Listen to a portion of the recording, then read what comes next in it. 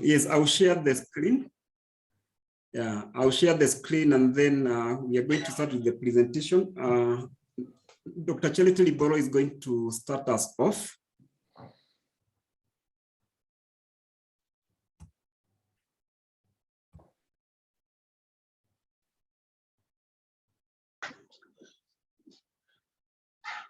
So let me put it on slideshow mode.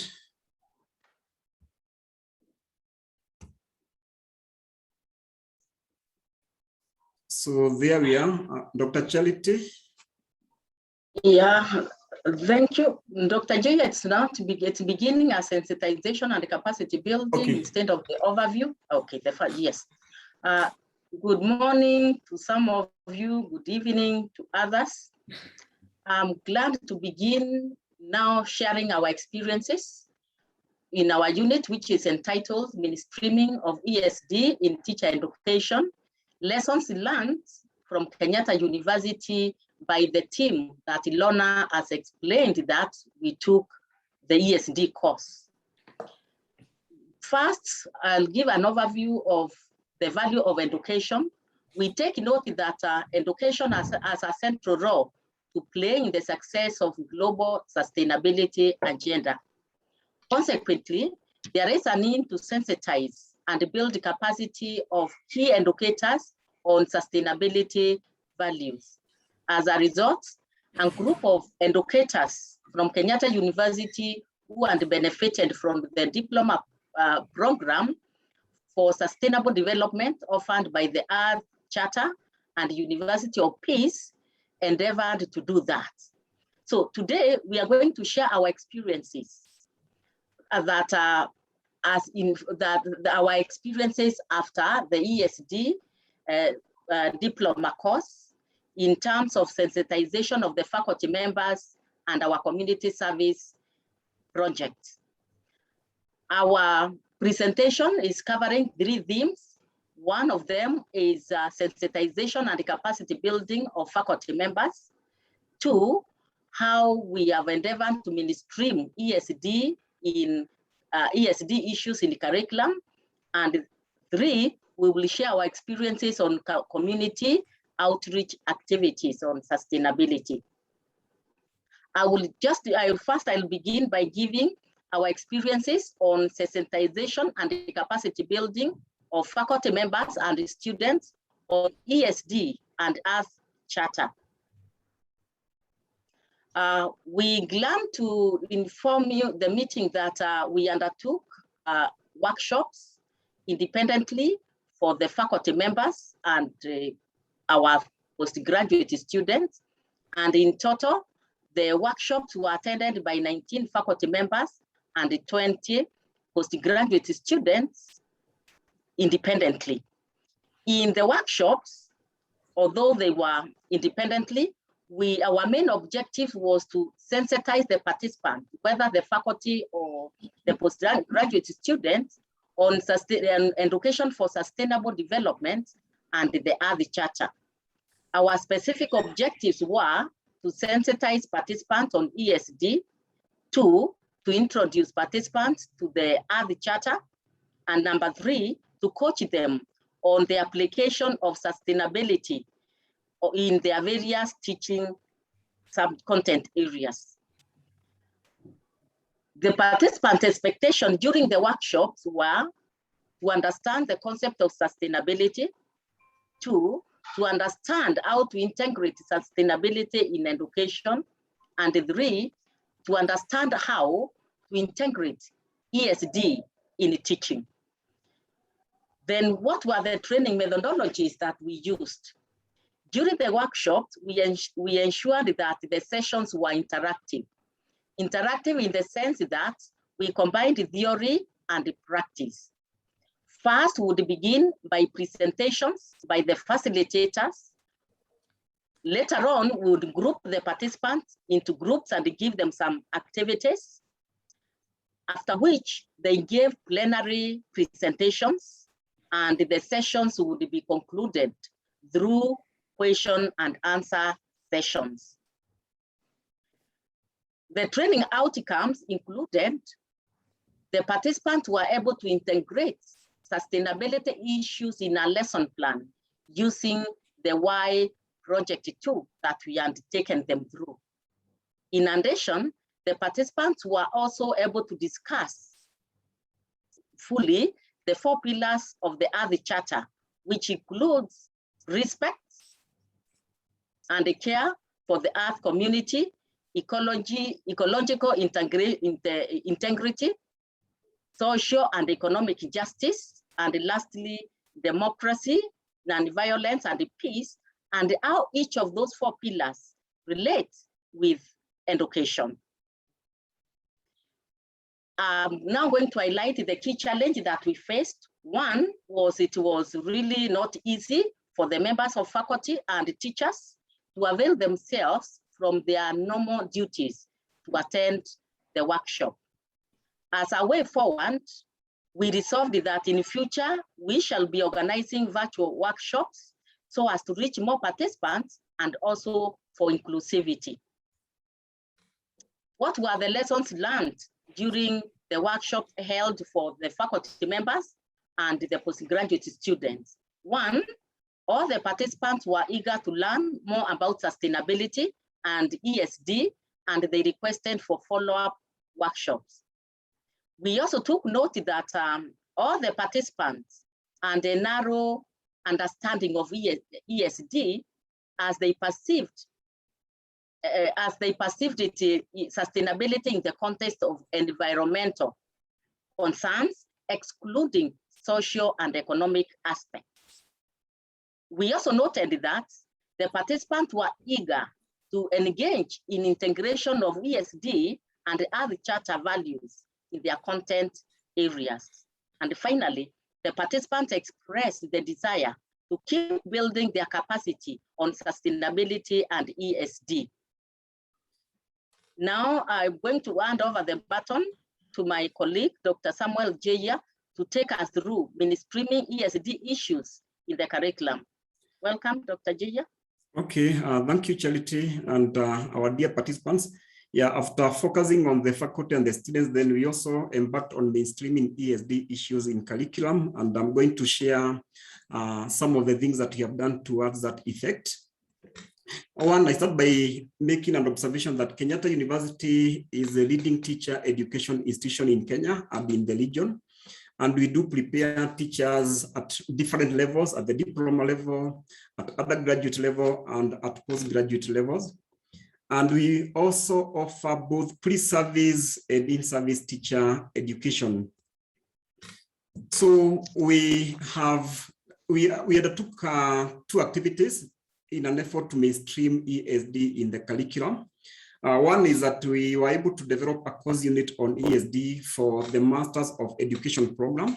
And secondly, the various faculty members who are trained have been integrating ESD concepts in the existing course units. So let me first focus on how we develop the course unit on ESD. And I make an observation that in the department where I'm based, that is the Department of Educational Management, Policy and Curriculum Studies, we do learn a Master of Education program in Educational Policy and Planning. And a majority of the postgraduate students who are enrolled in this program are practicing primary and secondary school teachers. So during the postgraduate program's curricula process, the department has been reviewing the curricula, the postgraduate curricula. During one of the meetings, I was able to sensitize the faculty members about education for sustainable development and the need to have it embedded in the curricula. So we had a discussion with them, and they were impressed because all of them have heard about sustainability, because we always teach about the sustainable development goals.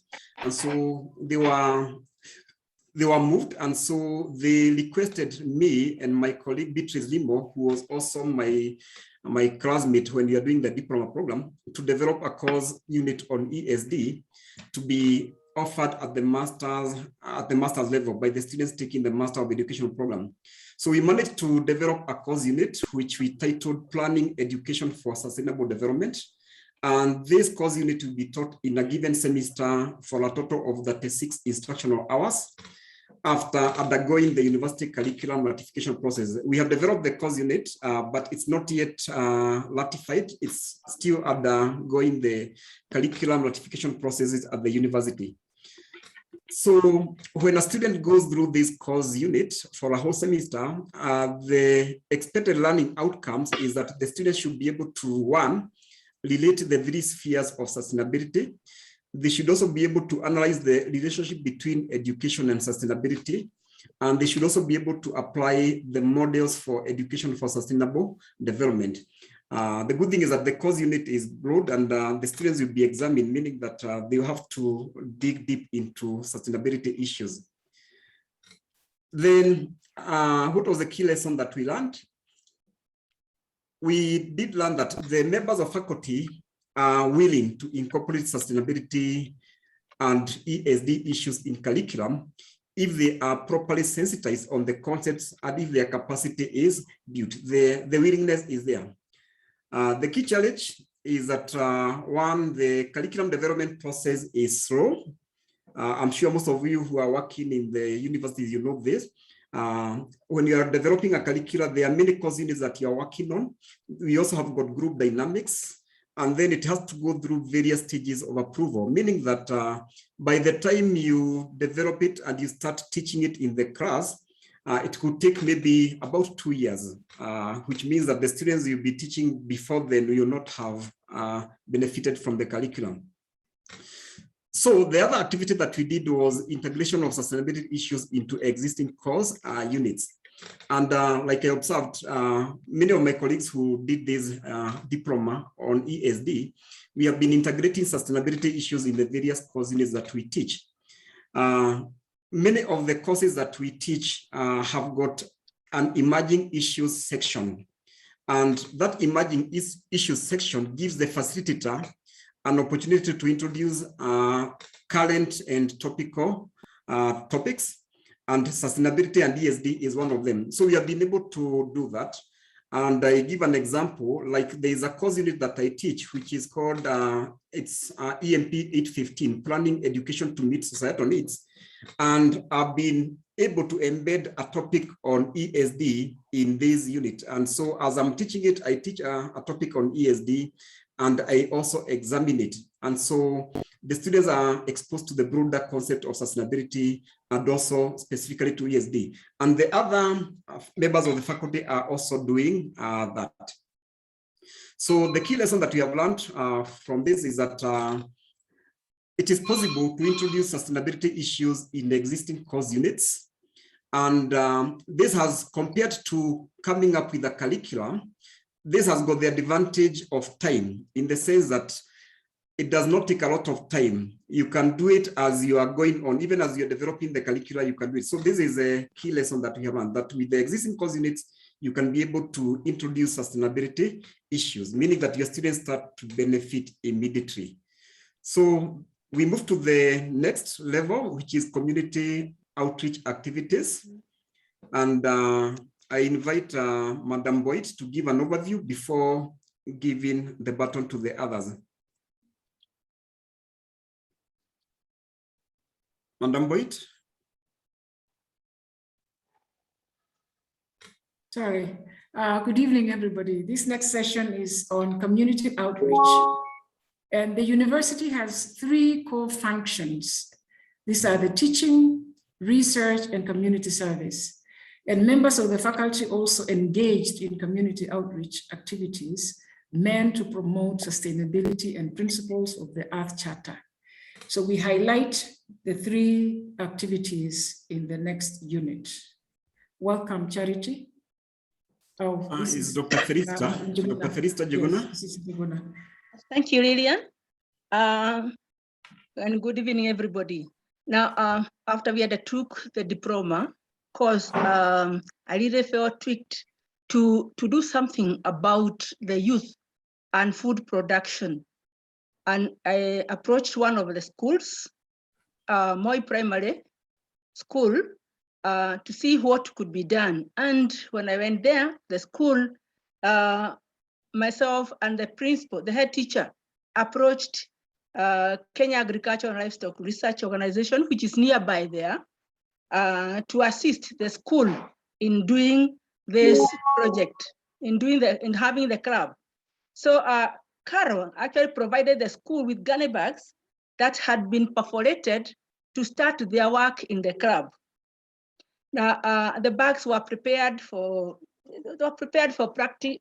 planting by the students, and they did this by filling the bags with soil that had been mixed with manure, and then the school was also provided with pipes for irrigation by the same organization. And these pipes were fixed on the top of the bags. And after that, of course, the pipes were connected to a tank of harvested water.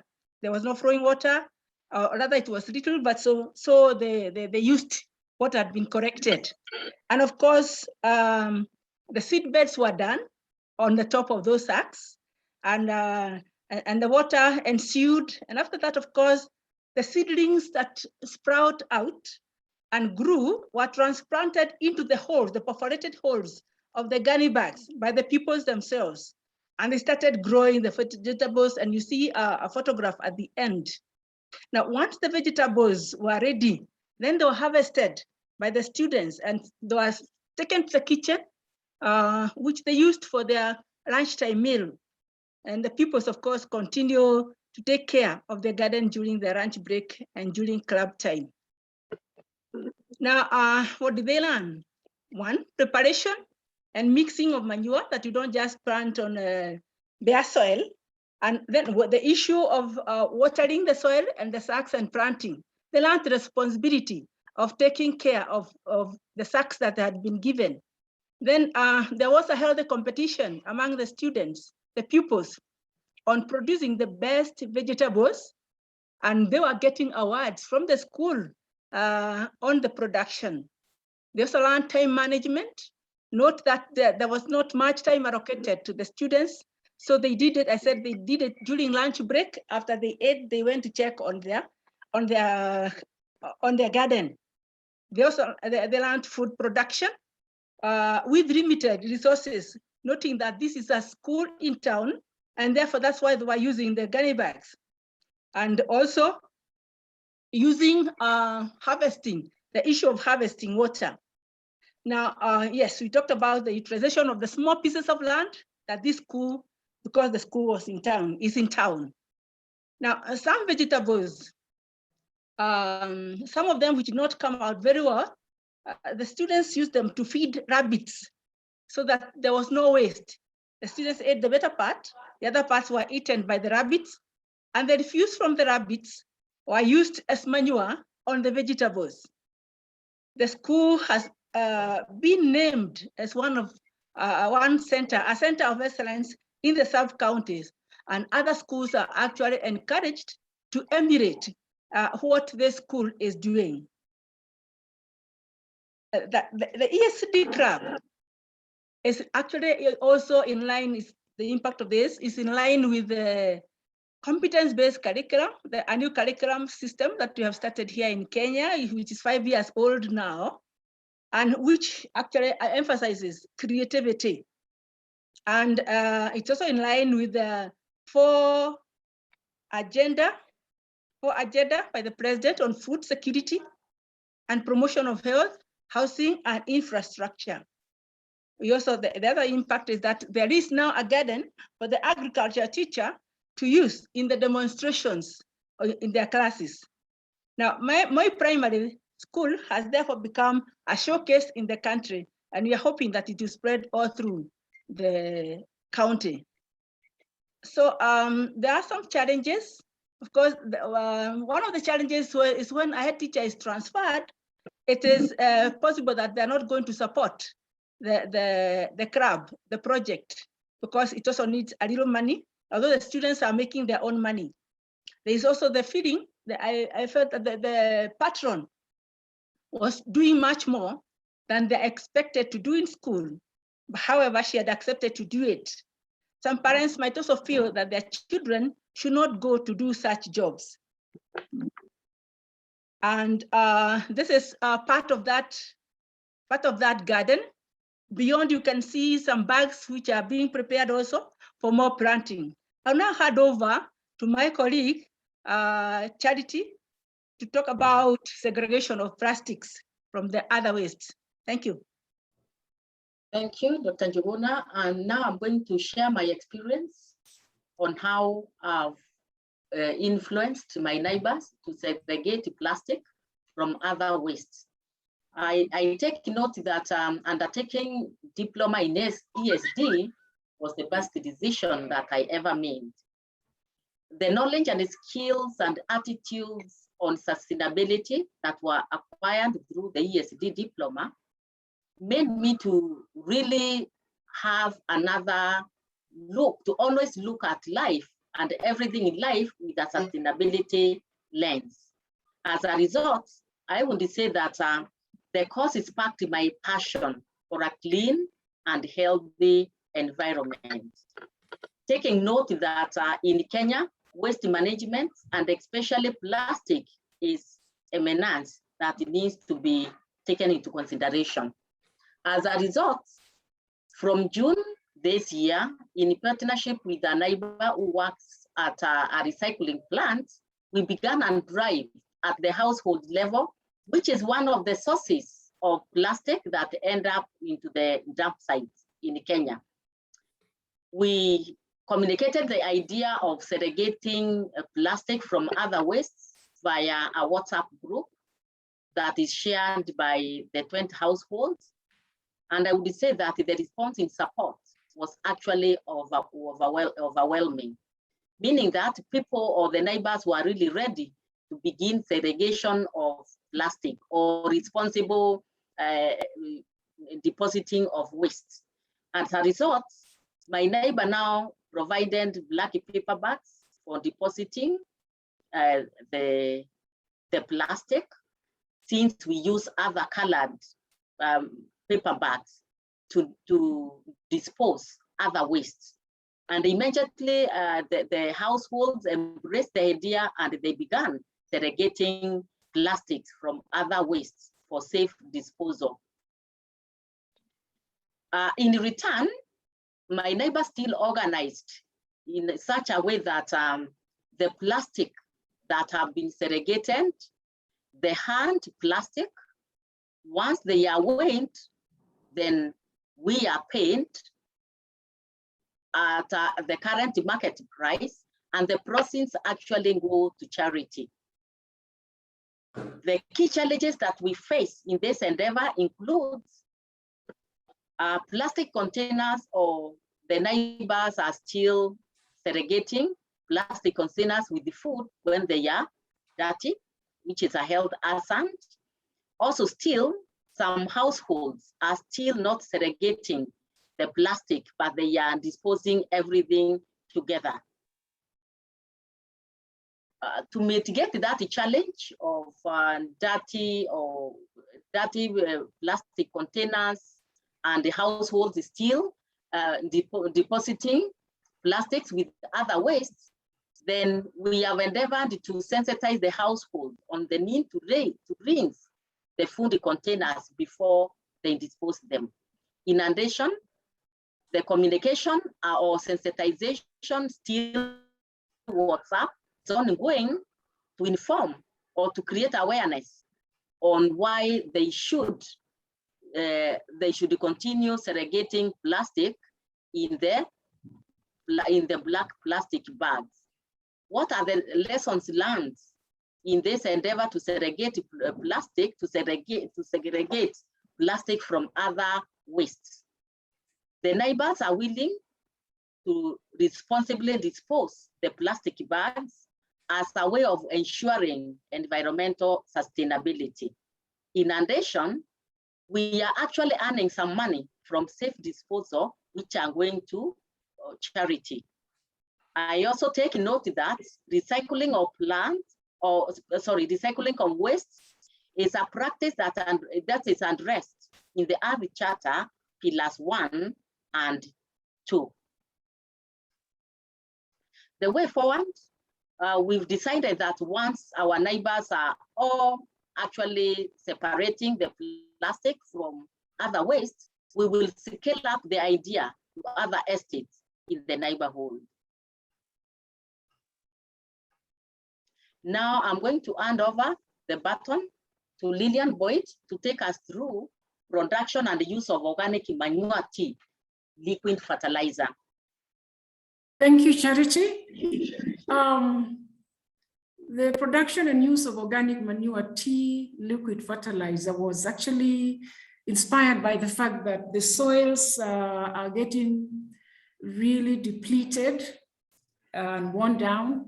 They are no longer as fertile as they used to be, and farmers were using inorganic manure more and more on the same plot and not getting better yield. So in 2020, last year, the lockdown came with cessation of academic activities, which gave me time now to explore farming on my small farm. It was 8 good months, and I had time also to acquaint with my neighbors. As a new farmer, I consulted them on farming strategies, especially the use of fertilizers. I found out that they used inorganic DAP and CAN fertilizers. I planted my maize initially with commercial fertilizer DAP, albeit the fact that it was late in the season. When my maize was about knee-high, it looked pale green and too scanty. The plant I used had not been calibrated effectively and seemed like maize seed went one way and the fertilizer another. And I could not afford to buy CAN to top dress and improve the crop. So I attempted to use manure tea fertilizer that I had read about many years ago. A few weeks after application of manure tea to my maize plants, the color of the leaves and the leaves of the maize changed into deep green and the stems began to thicken. Until harvest time, the maize field remained green, and I began to receive inquiries on how my maize remained so green for so long. And I explained how I had used the manure tea. On harvest, I was also informed at my house that the maize we harvested was heavier than normal and had less spoilage than previous harvests from the same field. How do we make manure tea? Fresh cow dung and water to the ratio of 2 parts to 1 part cow dung is mixed together and stirred and left in a 20-liter container. And every day for 7 days, the mixture is stirred and left to brew. After 7 days, the manure tea is diluted to the consistency of a light tea. It is then sieved and put in a knapsack sprayer and applied on the base of maize plants and vegetables every 2 weeks. This year, I asked a few neighbors to try out the manure tea fertilizer in their gardens. 2 members volunteered to be torchbearers. A lady member of a local church and a young man currently jobless both took written instructions.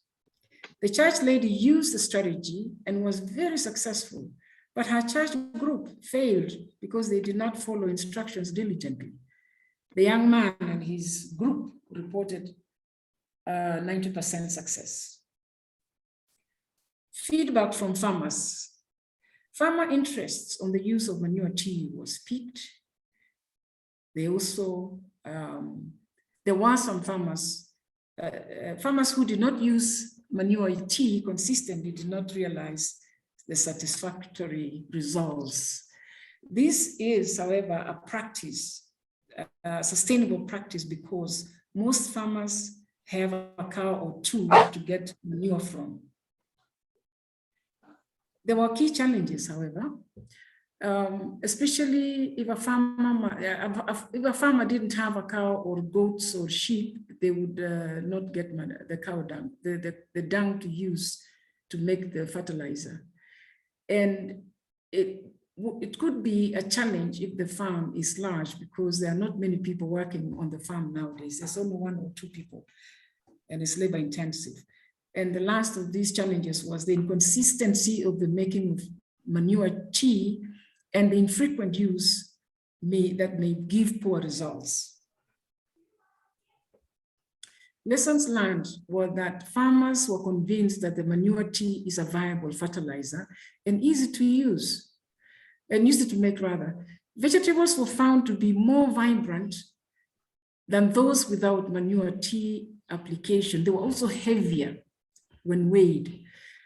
This is a sustainable farm practice that addressed the Earth Charter pillars 1, pillar 2, pillar 3, and the SDG goals 1, 2, and 3 in particular.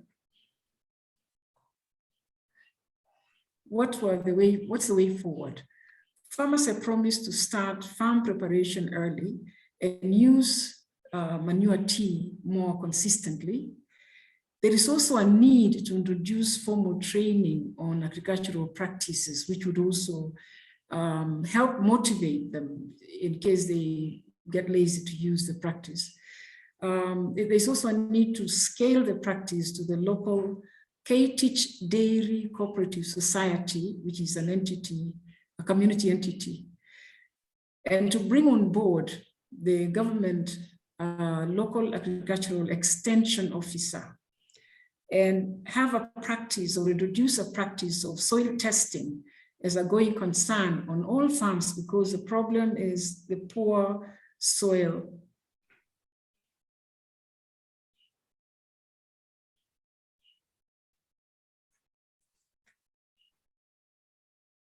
Okay, I think that was the last slide from Miriam. Yes, it was. Yeah, so members, that is a presentation from the team from Kenyatta University. I hope you have been able to follow, and now it will be good to get your feedback. Sorry, just before we begin, may I just say how truly amazing the work that you've all been doing is. Really substantial and really very creative work. I suppose for me, one of the really impressive things is the fact of academics leaving the academic stage and platform to engaging in practical ways in community, and beginning not by lecturing at the community, but by modeling. And so there's a practice, the actual modeling, and then neighbors seeing, and from there, you know, it grows. So thank you all, Dr. Samuel, Dr. Charity, Ms. Boyd, and Dr. Felicita. And now I open for questions. Any questions? Okay, we see we have a number of thanks. Well, I'll start the ball rolling while others think about questions. I noticed that there was a comment about the work in one of the schools, that some of the parents, that one of the challenges was that parents did not always approve of the work that their children were doing. And I'm wondering, in what ways can the club work, the work in clubs, be linked to the school work, the academic work, to give it perhaps more visibility, or to help parents to see the link and the value of both the practical and the academic side of things. So how do you link club work with the school work? Yeah, I answer that. What's happening is that today we are having a new curriculum called CBC curriculum. Curriculum that helps the students to be practical in what they are doing, because they thought earlier that the curriculum that we're giving the students was not preparing them for life. And when you're doing this club, whatever you're doing in the club is we are taking part. It's like you're taking part in that CBC. Yeah. So now I think you were thinking that they might not want it because they're in town, but eventually they are buying it, because these are some of the things that the students, the pupils, are doing under the new curriculum. Thank you. Thank you very much, Felicita. Any comments or any questions? Yeah, maybe there's something from my side. Thank you very much for the whole explanations you gave with us. That were very inspiring for me as well. Yeah, I was especially interested in the curriculum that you introduced and the possibility that you gave your faculty members to learn about ESD in those workshops. That's something that we are doing here in Switzerland more and more as well. We try to find ways to engage faculty members, but something that we face very often is the case that those colleagues tend to say, hey, we are within our community, may it be science or geography or mathematics or literature or whatever, we are there to develop our subject, and we are not willing to integrate those ideas on ESD.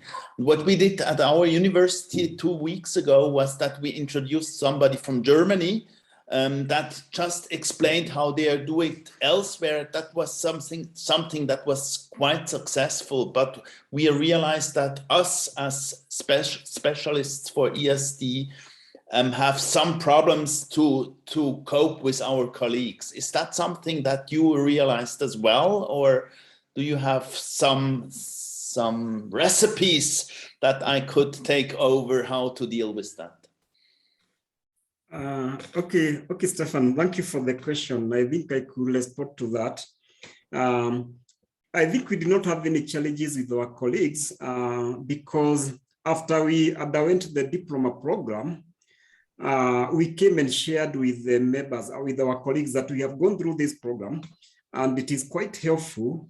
And it will be good if you also sensitize about sustainability issues. So we began as a discussion and we are able to capture their interest. And as a result of that, now they were able to appreciate that they needed to have a better understanding of sustainability.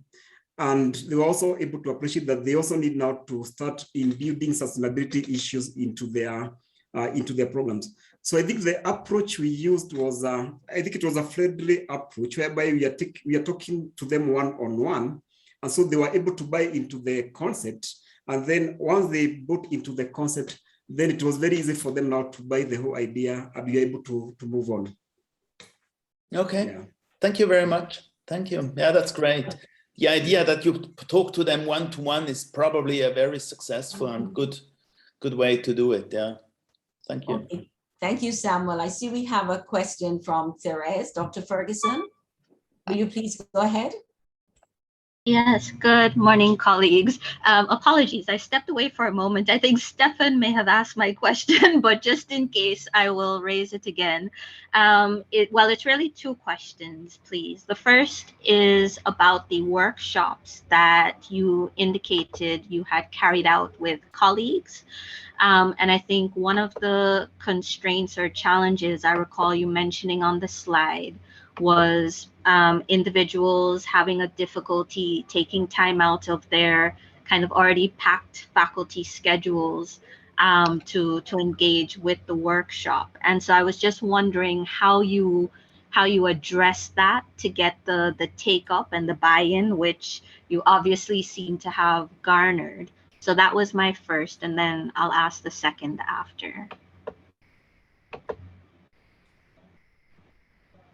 Thank you for that question. I will respond to it. Let me reiterate that at Kenyatta University, there is always an expectation. If a member of staff attends a conference, we have a forum, or the requirement from actually the university, which has trickled down from the dean of schools, is to come and share with the other members your experiences at that workshop. So what we did to ensure that our members of staff got the time to attend the workshops is we went through the dean School of Education. He's actually the person who even signed our letters that we sent to all departments. And he was there in person to open the workshops And in a way, we were also working on Kenyatta University existing structures of community of learning. So that's how we were able to mitigate that challenge. Thank you for that. That's really useful, having that kind of broader leadership support, very critical. And then my second question was really just a clarification. You spoke about the diploma course that you undertook. Was it the 4 of you, meaning the 4 presenters, or did you have other individuals, for instance, prior to the workshop or after the workshop, engaging with that diploma program as well?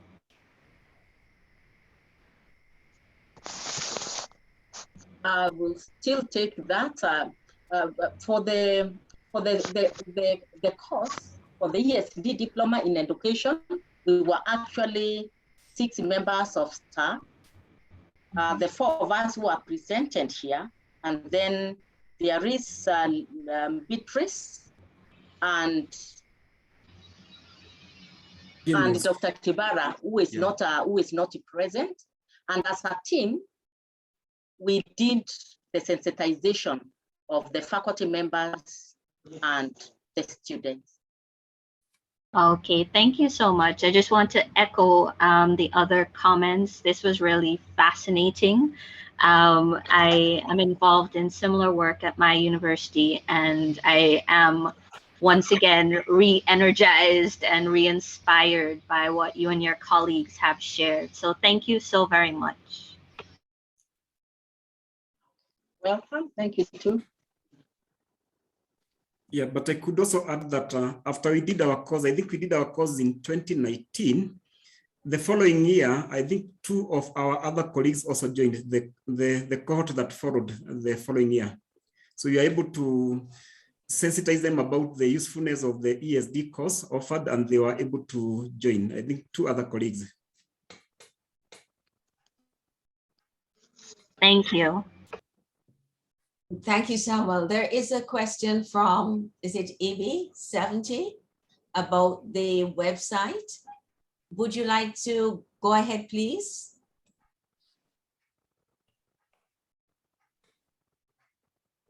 EB, could you unmute and just clarify for us the question? You're asking about the website and what improvements and suggestions do the websites have? I don't know. I'm not You quite. have to unmute. Ibi, you Yes, have to unmute. Ibi. Yeah. Ibi, you need to unmute.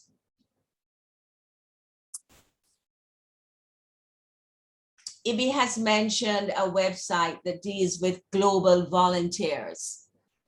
And I'm just wondering if we could just get some more clarification about the question. Or is it actually just, I think the recommendation is that we look at that website for some more ideas. That's it? Okay. And again, there are lots of congratulations coming in for you all in terms of the work being very inspiring. Yes. Hi, Lorna. Can I take the opportunity as well to congratulate? It makes me very happy to see you, Charity, Ninja, Felicita. It's great to, and Lillian. Also, well, because we were together during those 6 months, and that's wonderful to see. I think it's a great strategy what you've developed to put this, because actually this is what we need, right?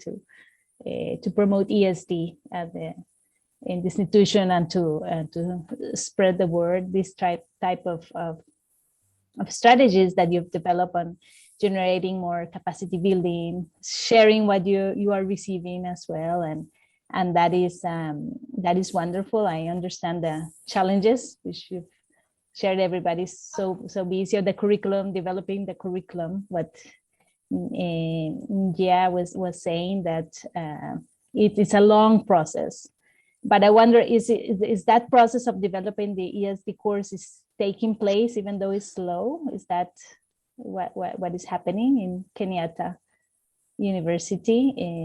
Are you developing something specifically, right, for ESD? I was just wondering about that because maybe I lost the connection at some point.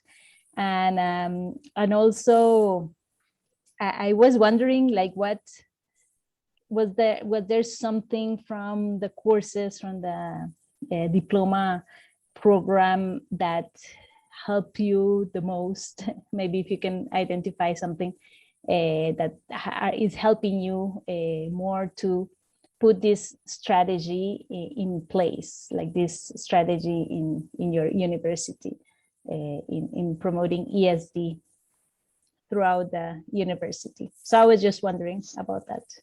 And congratulations, it's wonderful. I feel very happy here. Okay. I think I could respond to that question from Alicia. And let me start by thanking you for having been a very good teacher. You taught us very well. And so what I can say is that, yes, the diploma program really built our capacity. It built our capacity on the broader sustainability issues and also specifically on ESD. And that is why now, as a result of that now, we have the competence to integrate ESD in our curricula at the university and also in the course units that we are teaching. So the diploma program was very beneficial because it's the one which opened our eyes.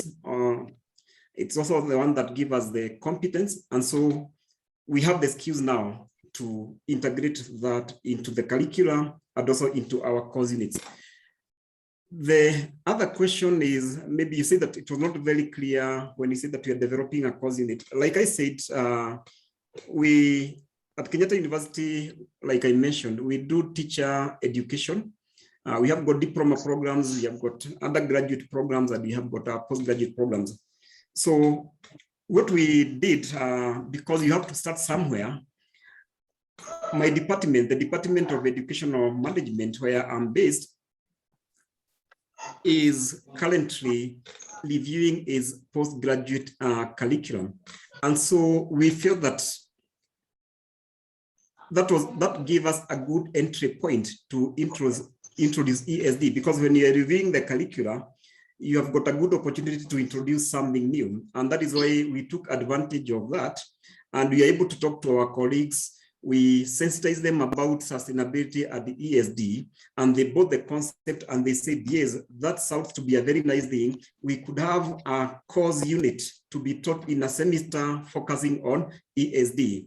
And so we were able to do that. So that's what we have done. So I know it's a small step, but every long journey starts with that first step.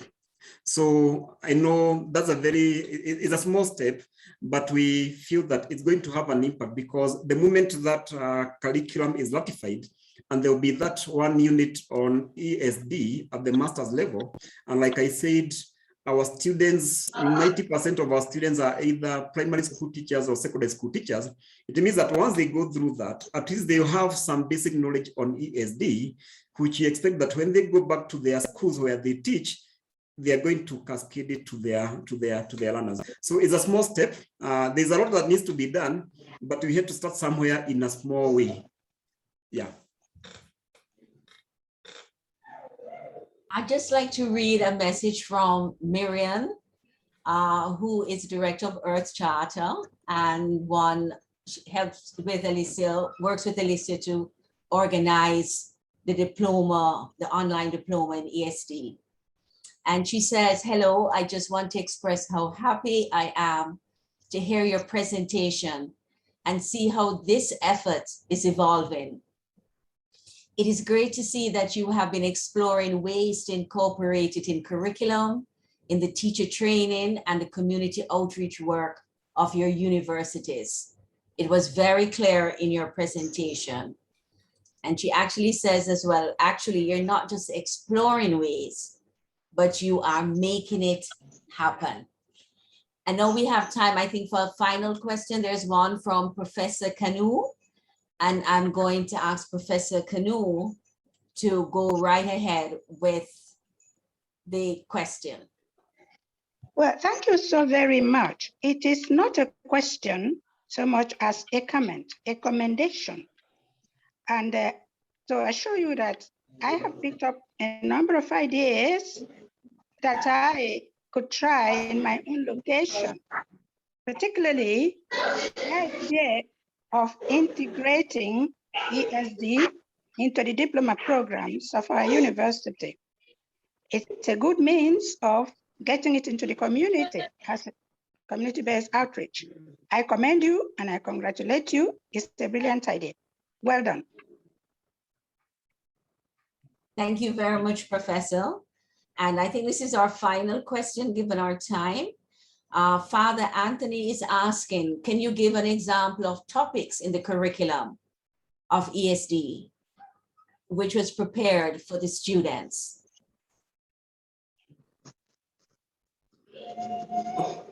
Okay, I think I could respond to Father Anthony. Yeah, like I said, the unit that we developed, the course unit that we developed, we titled it Planning Education for Sustainable Development. Some of the topics that are covered, we are covering the sustainability. Sustainability as a topic is covered. And we break it down to the 3 spheres of sustainability so that students are able to look at the 3 spheres of sustainability so that they can be able to see how do the 3 relate. Then the other topic that is covered is on ESD, Education for Sustainable Development. And within Education for Sustainable Development, we have covered how to integrate education for sustainable development. So those are some of the topics that we have covered. I may not have the specific, but I have the detailed course outline, but those are some of the topics that are covered. Thank you so much. Yeah, because I'll begin by saying I love your experiences and your presentations. It was great. I followed the Kenyatta University visual convocation, and it was so super. It was great, and I get to know more about Kenyatta University. And this my I really enjoyed this presentation and your experience. So I was trying to see, because ESD, is holistic, human, the environment, social, economy. It's holistic. So I'm trying to figure out, okay, since you prepared a curriculum and instruction that will help students to grow in the intellectual academic landscape, I was trying to figure out what you have in the curriculum that will help to prepare students to be scholar practitioners, to help them grow, to become future leaders in the society. But thank you for the question and the answer. Thank you, sir. And may I just now thank the presenters on your behalf for really inspiring work, really excellent work. And of course, thank you all for attending, for making the time to do so, and for participating so well. Thank you very much. And we look forward to, oh, there's Miriam. We look forward to our next presentation, and that's October, Stefan.